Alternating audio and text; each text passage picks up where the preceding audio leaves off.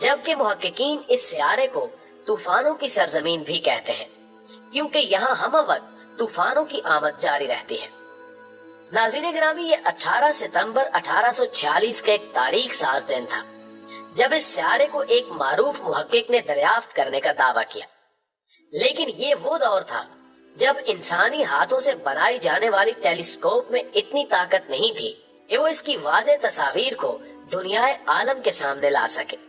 और यही वजह थी कि इसको दरियाफ्त करने वाले साइंसदान जोहन गेल के तमाम दावों की तस्दीक मुमकिन न हो सकी। लेकिन बाद अज़ां सदियों की तहकीक ने इस पर पड़े हुए पर्दों को यूं बेनकाब किया कि आज का इंसान बगैर देखे इसका पूरा मंजरनामा तश्कील दे सकता है। चूंकि 20वीं सदी के आगाज तक हम ये जान चुके थे कि नेपच्यून अपने 13 चांदों के साथ सूरज के गिर्द गर्दिश कर रहा है, और फिर 1993 में इसकी एक वाज़ेह तस्वीर दुनिया के सामने आ गई, जो कि उस टेलीस्कोप का कमाल था जिसको नासा ने 1977 में खला में भेजा था ताकि वो कायनात के सरबस्ता राज की नकाब कुशाई कर सके।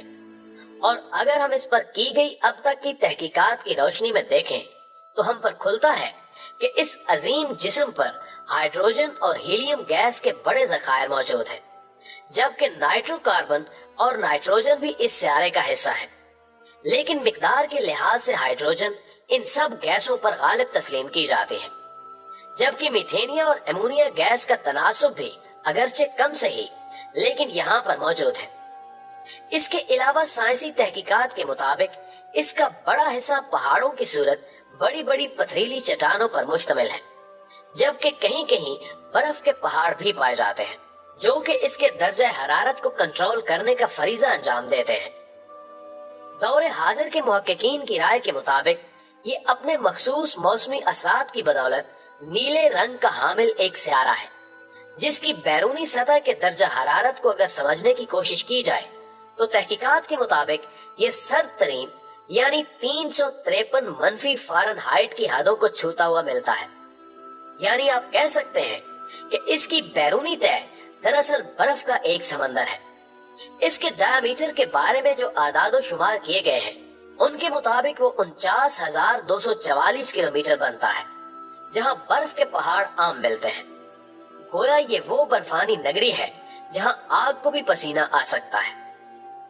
मोअज़्ज़िज़ नाज़रीन, ये नीला और खूबसूरत सियारा जिसको तूफानों की सरजमीन से भी मौसूम किया जाता है के बारे में हम अर्ज कर चुके हैं कि इस पर साल के बेशतर हिस्से में तूफानों का सिलसिला जारी रहता है, और इस पर आने वाले आखिरी बड़े तूफान के बारे में मुहक्किकीन का दावा है कि वो इस कदर बड़ा था कि उसने इतने इलाके को अपनी गिरफ्त में लिया जितना कि हमारी जमीन का कुल वजूद हो सकता था। जबकि इस दौरानिये के बारे में कहा जाता है ये तूफान पूरे 1 साल तक अपने पूरे कहरो गजब के साथ नेपच्यून पर तबाहियां नाजिल करता रहा। लेकिन अब हम इस पर पाए जाने वाले माहौल और मौसमों से अपना दामन बचाते हुए इसकी इनफरादियत की तरफ तवज्जो देंगे, जो कि दरअसल आज का हमारा मौज़ूए सुखन यानी हीरो की बारिश है, जिसने तमाम दुनिया के साइंसदानों की तवज्जो को अपनी तरफ खींच लिया और उनके लिए तहकीक का एक नया बाब खुल गया। लेकिन ये इनफरादियत सिर्फ नेपच्यून की हद तक ही महदूद नहीं, बल्कि हीरो की इस बारिश को यूरेनियस पर भी देखा गया है। अमेरिका, इंग्लिस्तान और जर्मनी के साइंसदानों पर मुश्तमिल एक टीम का मुश्तरका दावा पूरी दुनिया के लिए हैरान कुन था कि उन्होंने नेपच्यून और यूरेनियस के बर्फानी इलाकों में हीरो के ज़रात देखे हैं, जो कि बारिश की सूरत में आसमान से बरसते हुए दिखाई देते हैं। नाज़रीन गिरामी, हीरो के इस वजूद के इंकिशाफ के बाद जाहिर है तहकीक के एक नए दौर का आगाज हो गया, जिसके बाद साइंसदानों ने ये राय कायम की कि ये शायद मुख्तलिफ गैसों के शदीद दबाव की वजह से माजी बईद में मुमकिन हुआ था, जो कि अब बर्फानी इलाकों में चमकते हुए छोटे छोटे सितारों की सूरत इस सयारे के हुस्न में इजाफा कर रहे हैं। और फिर इसी ख्याल के ज़ेरे असर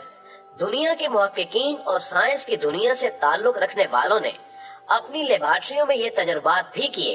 कि उन्हीं गैसों की मदद से ये हीरे तैयार किए जा सके, लेकिन वो इसमें कामयाब न हो सके। जबकि इन हीरो पर तहकीकात करने वाले एक और गिरोह की राय है कि इन सयारों की सतह पर मौजूद कार्बन के ज़रात جب مختلف کیمیائی عوامل سے گزرے تو اس کے نتیجے میں ان ذرات نے ان ہیروں کی شکل اختیار کر لی۔ یہی نہیں بلکہ ان کا خیال ہے کہ وقت گزرنے کے ساتھ ساتھ ان جواہرات کا وجود بھی پھیل رہا ہے،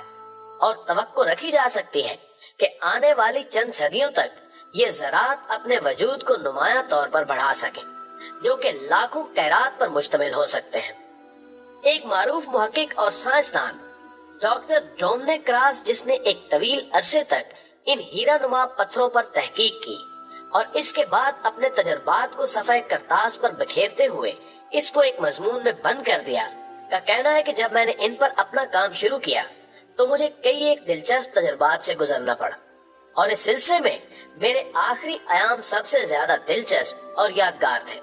جنہوں نے مجھے چکرا کر رکھ دیا کہ یہ ہیرے اس قدر اصلی تھے کہ ہماری زمین پر پائے جانے والے تمام جواہرات کو بھی شرمندہ کر رہے تھے۔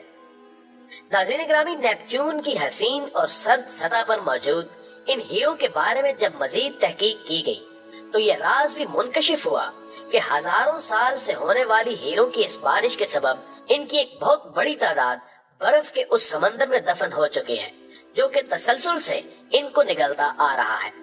اور یہ رائے قائم کی گئی ہے کہ ان کی بدولت برف کے ان پہاڑوں میں ان خوبصورت اور قیمتی پتھروں کی پوری ایک طے وجود پا چکی ہے، جس کی اگر کھدائی ممکن ہو سکے تو وہاں سے اتنی بڑی مقدار